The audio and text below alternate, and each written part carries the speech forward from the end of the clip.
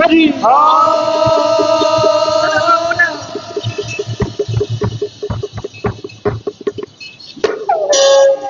রামচন্দ্র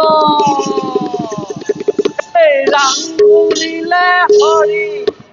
হরি বলিলে রাম রাম বলিলে হরি হরি বলিলে রাম মহারাজে যজ্ঞ পাতিছে ও নয়ন ভরিছা ও হাই ধম্বর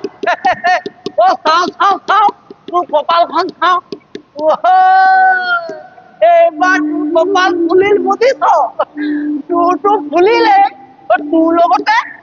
মোৰো কপালখন ফুলিল প্ৰথমতে তোৰ কপাল ফুলাৰ কথাটো কম নে তোৰটো কম ক তোৰটো নকম নহয়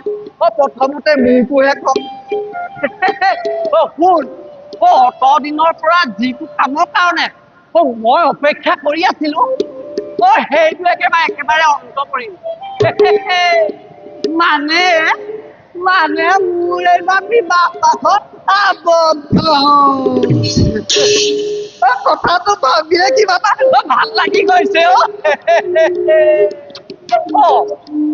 কথা কবলৈ পাহৰিছিলে নহয় ৰজা ৰামচন্দ্ৰই অষ্টমেঘ যজ্ঞৰ বাবে কেৱল মুখে বাছনি কৰিছে কম ভাগ্যৰ কথা নে ভাগ্য নুফুলিলে কেনেকৈ হ'ব তোক লৈ মই কণখন কষ্ট কৰিছো নে তুলিছো চালিছো খুৱাইছো এইবাৰ আমুকও ৰজা ঘৰীয়া মানুহ বল বল পলম কৰিলে ৰজা ৰোষত পৰি মোৰ নখোৱা পালি একেবাৰে তল পৰিব বল বল জয় শ্ৰীৰামচন্দ্ৰ ৰাম বুলিলে হৰি হৰি বুলিলে ৰাম